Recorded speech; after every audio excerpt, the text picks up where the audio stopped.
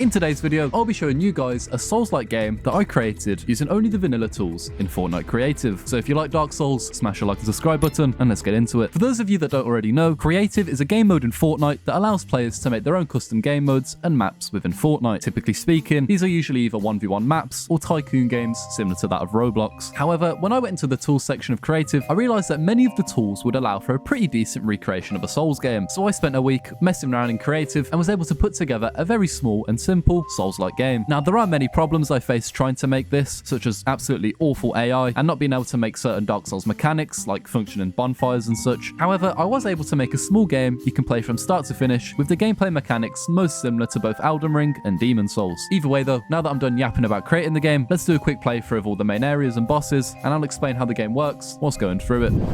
Alright then, so here we are in Fort Souls. This is sort of the hub character designer section, where you can both change your character's skin and choose between two different classes, with the choices being the warrior and the knight. The knight gets a quick basic sword, and the warrior gets a slow heavy hitting hammer. And those are the only real differences between the classes. After exploring the hub area, we find the teleporter that takes you to the main world, and after using the teleporter, you only have 3 lives to beat as many bosses as enemies as you can, with the goal being to reach the top of the meteorite in the sky. After going through the portal, we enter the main world and tackle the first little area, which is just a small little tower base kind of thing, with a few enemies and some basic loot. As you can see, the combat is sort of similar to the Souls games, with a simple lock-on feature and freeway dodging, and similar to Elden Ring, you are able to jump. However, it's really janky for the combat, so I'd probably remove that in future renditions.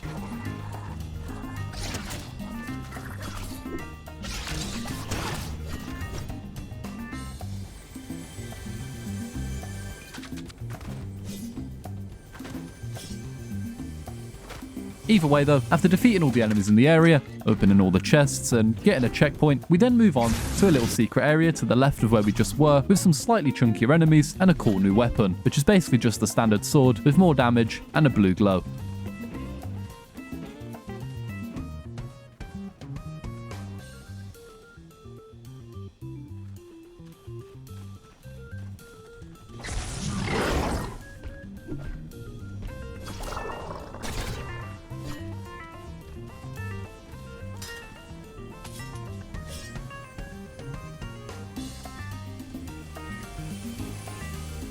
After that, we make our way up this big hill towards our first real boss, Man with Bow, and after completely eating shit, we managed to defeat him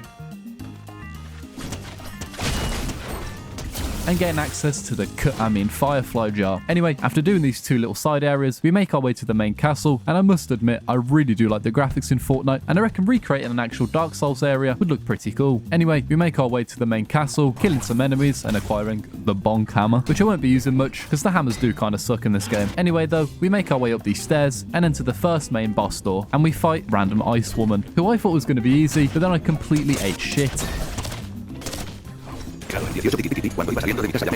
And then AI ended up killing her, meaning I didn't get any of the money for it. Brilliant. Anyway, I looted the whole castle, making sure to get as much health and shield as I could, and we then get to the first of 2 shopkeepers, with this one selling us some healing items and a very much improved sword, which you should be able to buy if you didn't skip too many enemies. This sword is called the Rivers of Wind, which is definitely not a rip-off of any of the sword, and it's pretty good, as it allows you to do a jumping attack. Anyway, we then kill your abusive drunk father and reach the teleporter, which takes us to the final boss.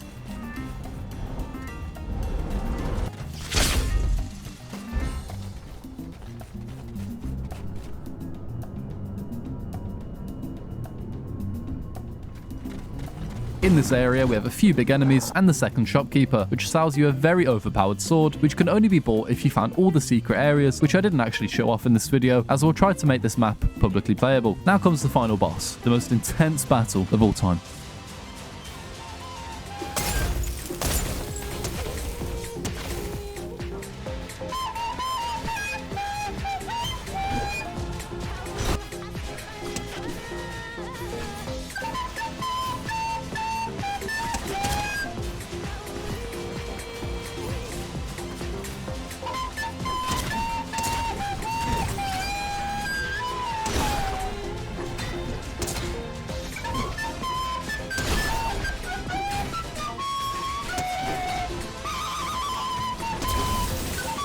Anyway, now that's done, we jump on a big ball sack, teleport to a meteorite, such a shiny thing, jump off the map and die. GG, game done. So there we have it. That was a little showcase of my really shitty Fortnite Souls-like. If you want to see me make actual Dark Souls areas in Fortnite and try to make a proper working game with actual Dark Souls mechanics, then let me know in the comments below. And if you enjoyed the video, a like and subscribe would help out a ton, as I'm going to throw a crumpet at an Australian person at 10,000 subscribers. And also, I'll make a community post with the map ID or something if enough of you guys actually want to play it. With all that said, thank you for watching, and I'll see you all next time in a bit. Bye!